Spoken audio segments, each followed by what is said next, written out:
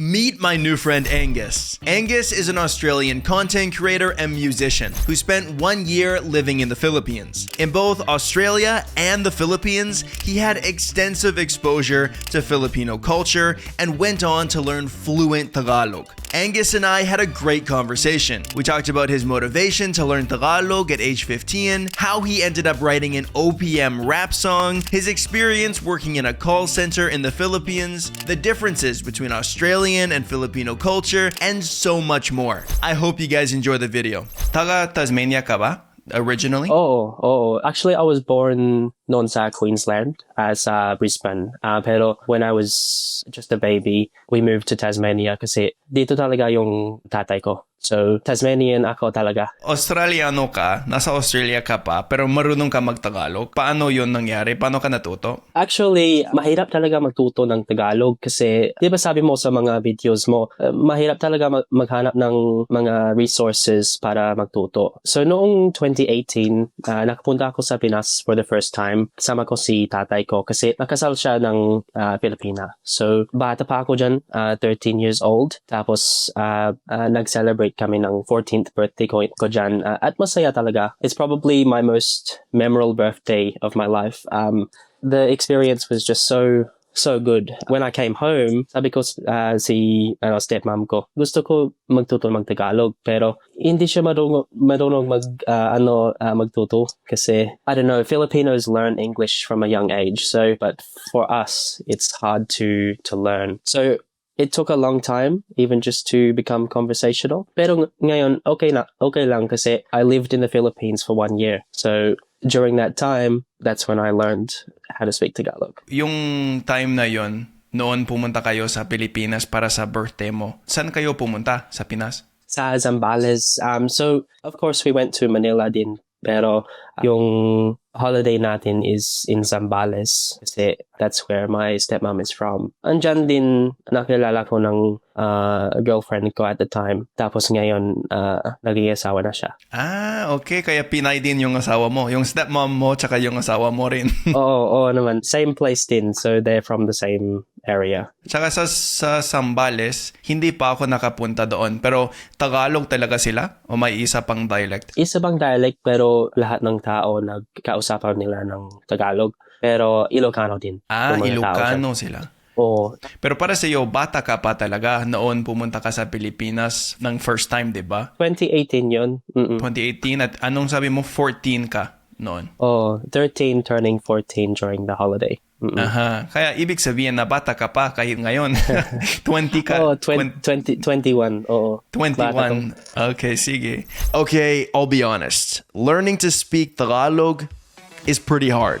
But with the right resources, it can be a whole lot easier. And I've got you covered with my Beginners Tagalog course. With 18 comprehensive video lessons, this 2-volume course makes it simple to start building your Tagalog skills from the ground up. Plus, you'll get lifetime access to PDF vocabulary sheets that will help you practice and retain what you learn. If that sounds good, click the first link in the description below to start learning Tagalog today. Now, back to the video. Kaya anong edad mo noon nagsimula kang matutong mag-Tagalog? 15 years old talaga. Kasi gusto ko maging content creator noon. Pero mahirap talaga magtuto. Kasi hindi kami close ni stepmom ko talaga. So, it's hard to ask for help with learning. Pero yung asawa ko, natuto siya talaga. Pero she's not like teaching me like this word, that word, that word. Paggalit siya lang. magsalita siya ng Tagalog. So, alam ko yung mga bastos words first and then and then we went from there, yeah. Pero sa simula, English lang yung gamit nyo sa isa't isa? English lang kasi mahirap talaga yung Tagalog. Pero ngayon, anong gamit nyo? English din o Tagalog? Actually, ako English, siya Tagalog. Kasi mag-nosebleed ako pag Tagalog lang and siya din sa English. Pero ayos yun. Basta nakakaintindi kayo, di ba? Ng ibang salita. Okay lang yun. Kasi sa tingin ko, mas madali siya mag-English, di ba? Mas madali sa kanya mag-Tagalog. Okay lang siya. Fluent siya talaga mag-English kasi may trabaho na dito. So, araw-araw talaga siya magsalita ng English. Pero sa bahay, gusto niya lang mag-Tagalog. Tsaka sa inyo sa Australia, marami bang Pinoy? Oo, parehas tayo, bro. Actually, marami dito sa Tasmania kasi we're classified as a regional area. So, mas madali yung mga visa dito. So parang ano yun, regional area, ng parang rural area o mga bukid? Oo, kasi walang malaking city dito. So, yung government, nag-promote sila ng visa dito. Pag may nurse, pag may special worker, pag punta sila dito, mas madali yung kuha ng visa. Ayos talaga yun. Ibig sabihin na may kausap ka sa Tagalog kahit dyan sa Australia. Oo, may maraming friends dito na Filipino. Actually, that's also why I was learning Tagalog first. Kasi ayaw nila mag-English every day. So, and maraming party, ganon. Magsalita nila ng Tagalog and di ko naintindihan. So, thought dapat nagtatagalog din. So, yeah. Ibig sabihin na nag-start kang matutong mag-Tagalog bago mo pang nakilala yung asawa mo? Oo naman. 6 years ka na nagtatagalog, diba? Sabi mo na 15 yung age mo dati nung nag-start ka. Noong 2019, yung unang video ko sa Facebook. Tapos, nag-react ko lang yung mga music videos sa OPM. Kaya, sabi ko sa girlfriend ko at the time, asawa ko ngayon, gusto ko magtuto mag-Tagalog. Pwede ka magtuto sa akin. Kasi the content is better for Filipinos if I can really speak Filipino. So, I figured nag-Tagalog ako para mas maraming viewers din, di ba? Tama. Mahilig ka ba sa OPM? Oo, may OPM song ako. Ay, talaga ba? Oo, bro. Noong 2023, when I was in the Philippines, kasi nakatira ako doon for 1 year at may kaibigan ako ng isang artista. Alam mo ba yung mga OPM songs? Meron akong alam pero hindi masyado. During COVID, may isang sobrang viral OPM song na Marikit. Yung title is Marikit. And online, I did a karaoke session with my Filipino friends here in Australia. Sabi ko sa isang kaibigan ko, pwede ka mag-record yung karaoke ko kasi Tagalog yun. And I posted it online. Tapos after 1 day, like 100,000 views or something. So, yan yung unang video na maraming viewers. At napansin yung artist ng song na yan. So, since then, we became friends, me and the artist. And it was always like my dream to create music and make something special, I suppose. So in 2023, we worked on a song called Lahi, and it's all about how I love the fact that even though I'm not Filipino, Filipinos accept me as a Filipino din. And hindi naman yan naging viral, pero alam ko may message dyan. Ayos talaga yun. Kaya meron yung Lahi sa Spotify or YouTube or parang ganun? Oo, lahat ng streaming platforms, Spotify, I think 20,000 streams na yan. Hindi siya viral pero okay lang yan. Sakto lang. Alam ko na yung message. Hindi ko alam yun. Gusto ko nang pakinggan yun, yung kanta na yun. Humahanga ako sa iyo kasi hindi ka lang nagtatagalog, kumakanta ka rin sa Tagalog. Oo, mahirap yun pero parang isang taon na nag-practice ako yung verse ko para it's good enough to record. Ganon. Kasi it was a rap song so konti lang mabilis yung mga words. So, it's so challenging and sometimes parang gusto ko umiyak kasi it's so hard and I thought sometimes di ko pwede ganito, diba? Pero it's done now, so... Sana all. Pangit ang boses ko, hindi ko kaya. Ako din, bro. May mga auto-tune na yun, di ba? Pero magaling ka pa. Ayos talaga yun. Wow, check it out, guys. Lahi sa Spotify. Lahi. Kaya noon lumipat ka sa Pilipinas ng 1 taon, 'di ba? Sabi mo lumipat ka doon. Saan ka sa Pinas? Sa Zambales din? Hindi naman. Actually, Manila. Kasi noong 2023, may trabaho na ako sa Manila. sa isang Australian BPO company sa mga call centers, 'di ba? Gonti lang mahirap yung buhay diyan kasi sobrang early morning starts kasi yung time difference dito sa Australia is 3 hours, so 6 a.m. start in the office. Naglakad lang ako sa office namin, so it's kinda a hard adjustment from life dito sa Australia. Pero medyo common yun sa Pinas. Maraming Pilipino na nagtatrabaho sa call center doon sa Pinas, 'di ba? Kaya parang nagigets mo na kung gaano kahirap yung buhay nila, 'di ba?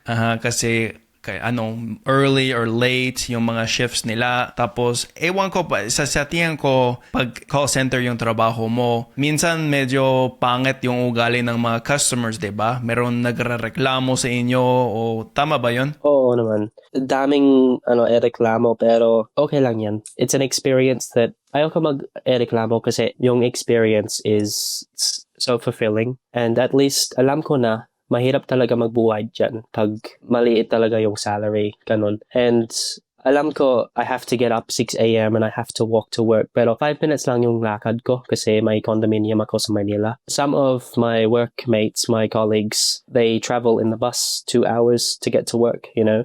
So mahirap talaga yung buhay sa kanila. And I just pray that sometimes life will get easier for some of those people.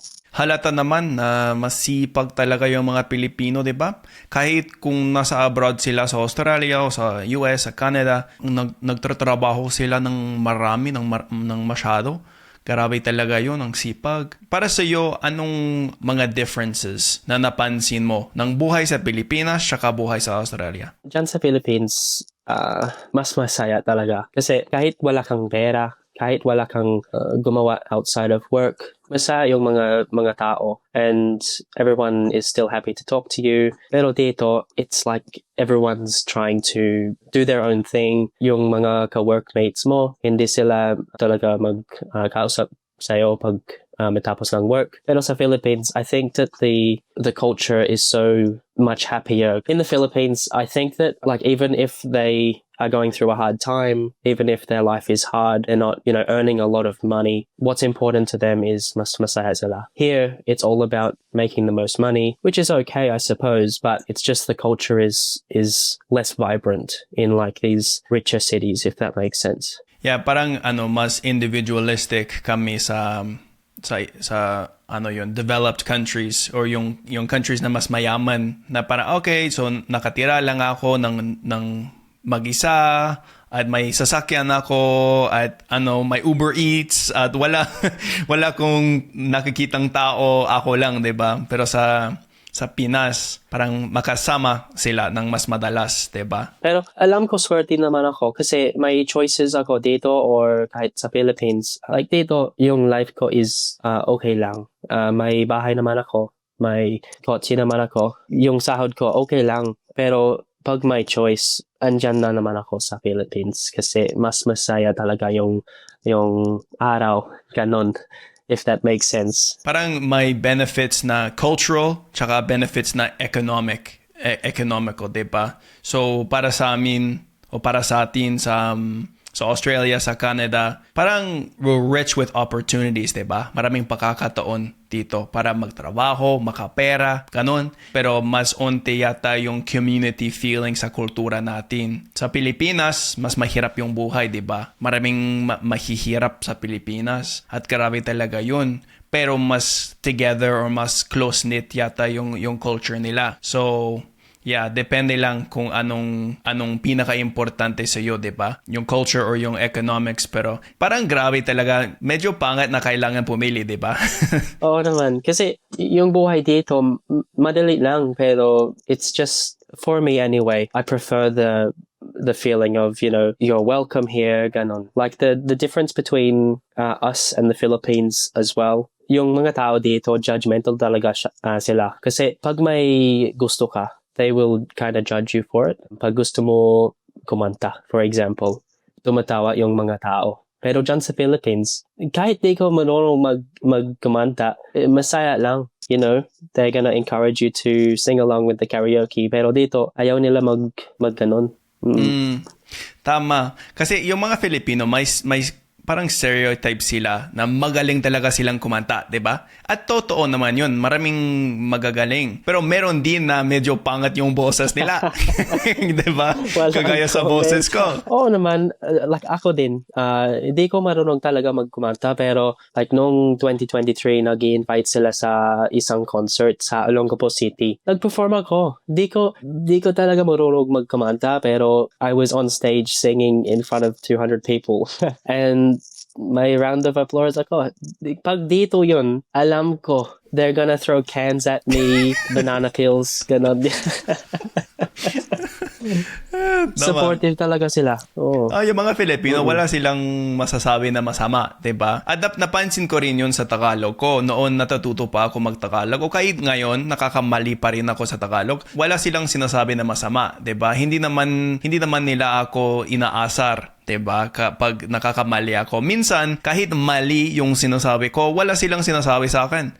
Ayaw nilang ma-correct yung grammar ko kahit ano. Grabe talaga, parang mabait talaga yung mga Pilipino. Oo naman. Ako din, di ko talaga di ko fluent mag-Tagalog. Alam ko yun. Pero hindi sila judgmental. Amazed pa rin sila. Kasi at least, na-try ko lang mag-Tagalog. Anong reaction nila sa'yo pag nagtatagalog ka sa mga Nagulat, Pinoy? bro. Kapag bumili lang sa mga sari-sari stores, Jollibee, nag-order ko talaga sa Tagalog. Nagulat sila. And it's a good feeling also kasi alam ko, kahit di ko fluent, alam ko I worked hard to become conversational in a different language. So I'm still proud of myself for that. Pero, nagulat talaga sila, bro. Para sa'yo, tsaka sa asawa mo, kasi Pinay siya, Australian ka, nakatira kayo sa Australia. Anong culture niyo sa bahay? Parang mas Filipino, mas Australian, parang mix-mix, halo-halo, paano yun? Depende, bro. Kapag nagalit siya sa akin, Filipino talaga. Nagtatagalog siya sobra. Oo, Filipino talaga. Pero kahit sa pagkain, sa kinakain nyo, yung mga bagay pagkain, ganun. Ako yung magluto. Pero nagtuto siya sa akin magluto ng mga Filipino foods, di ba? So, every night, I'm cooking like sinigang, Bicol Express, ganon, every night. Kasi, I don't know, walang food trip dito sa Australia. There's no like real cuisine here. It's all just normal food. If it's the same in Canada, I'm not sure.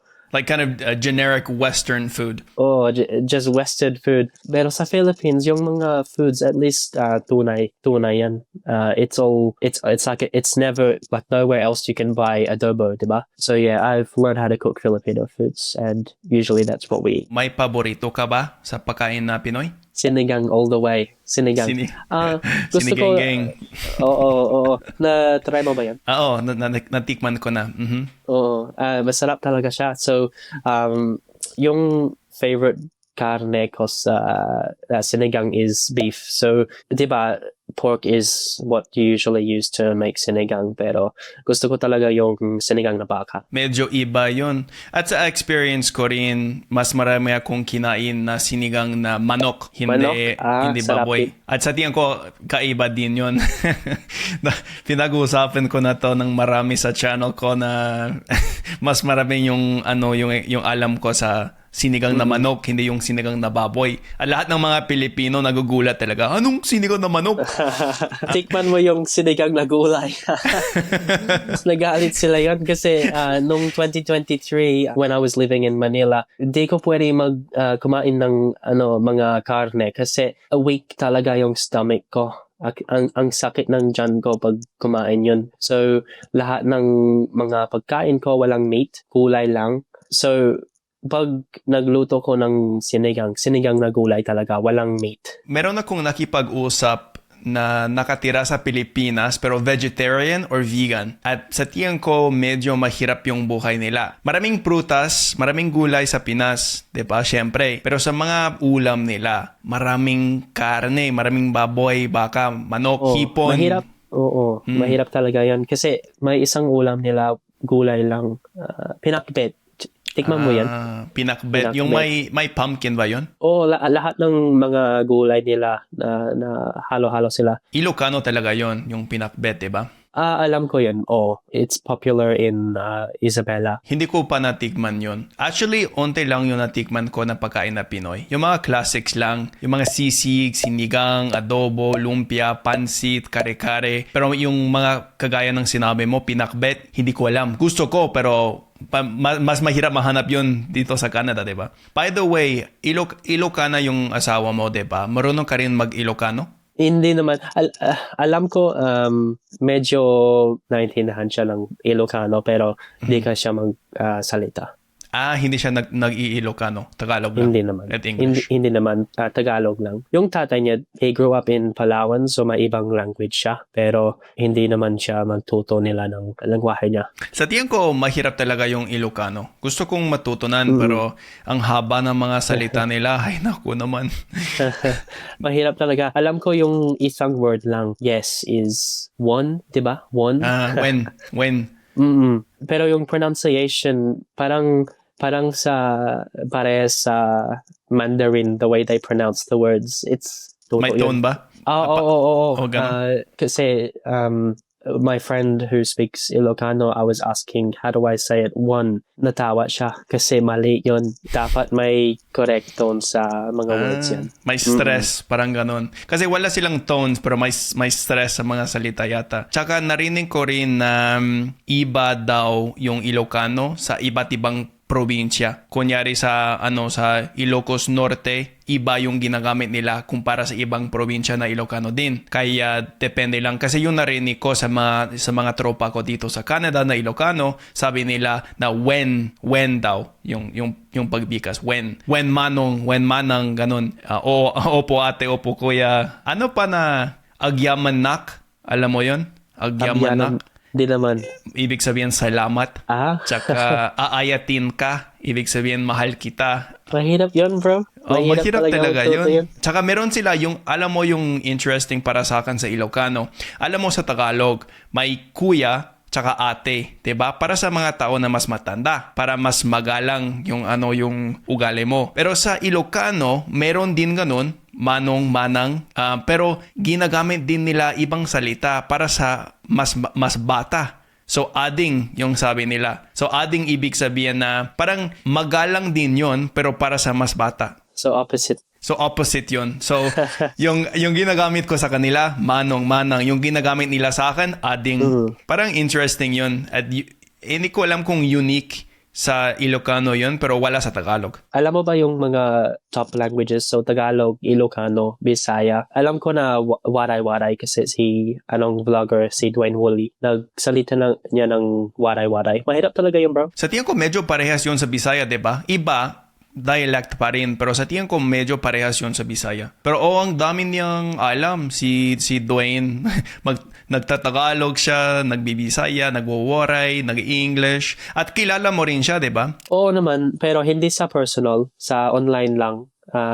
Kasi I've been watching him since 2018, 2019. Yan yung vlogger na inspire ko sa magtuto ng Tagalog talaga. Kasi when I started making content, gusto ko maging siya. To be honest. And OG siya. Naman, OG talaga. Pero kung tanong mo, OG ka, sabi niya hindi, may iba. Pero alam ko siya talaga yung una. So I was watching him, pero ikaw din, napanood ko sa'yo for a long time now. So, nagulat ko talaga siya kasi, di ba, marami siyang lengguwahe sa Philippines. Parang yung unang creators na pinapanood ko dati, siya, si Dwayne Woolley, tsaka si Will Dasovich, kung kilala mo siya, tsaka si Daniel Marsh. Sila yung parang yung pinakaunang creators na na-inspire sa akin. Kasi kung foreigner ka, at gusto mong matutong mag-Tagalog, minsan medyo lonely kasi feeling ko dati na ako lang na natututo. Pero pag noon nahanap ako ng isa pang creator or maraming creator na foreigner pero marunong mag-Tagalog, inspiring yon sa akin. Sa tingin ko, ay nako, hindi ako nag-iisa dito. Meron pa na marunong mag-Tagalog at mas magaling pa sila kaysa sa akin. Kaya hili ko talaga yon dati. Pinapanood yung mga content nila.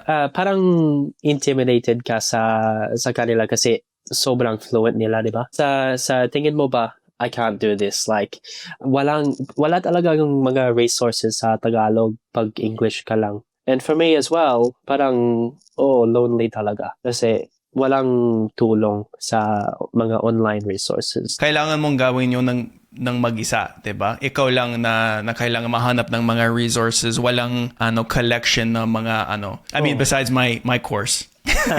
Shameless plug. Go buy it, guys. Go. Naman. Sa tingin ko may resources si Dwayne Woolley before, 'di ba?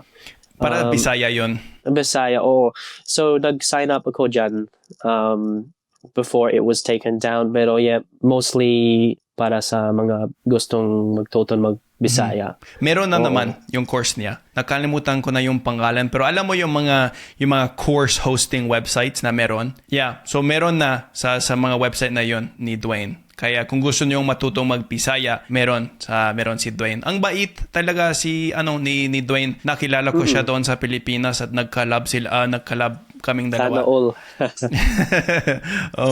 Alam mo yung lagi kong tinatanong sa mga kausap dito, kung anong paborito mong aspekto ng kulturang Pilipino. Anong gusto mo sa Pinas, sa culture nila? Yung mas gusto ko is, as I said, there's a term here in Australia called tall poppy syndrome. Na pag may gusto ka talaga, as I said, walang response nila, judgmental sila. Pero sa Philippines, their culture is so welcoming to everyone who wants to try something new.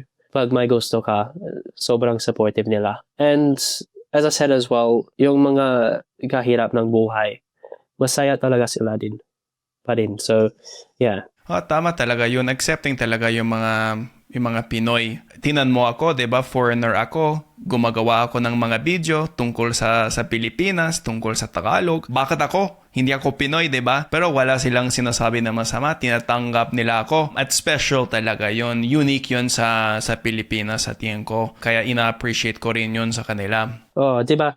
Dito sa mga Western countries, walang pakialam sa mga tao sa what you're doing. They don't really care, you know? At minsan, kunyari kung gusto mo magsimulang gumawa ng content sa Canada or sa US, Australia, ayaw mong aminin sa iba. Ayaw mong sinabi, ayaw mong sabihin sa iba.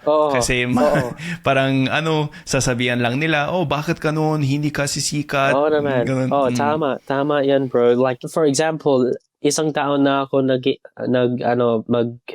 vocal coaching para umaayos ko yung boses ko. Pero di ko talaga magsabi yon sa mga pamilya ko kasi alam ko tawa lang sila. Hindi sila supportive yon. Pero sa Philippines, if I tell somebody in my Filipino friends community, supportive naman nila. Sabi nila, that's good, you know.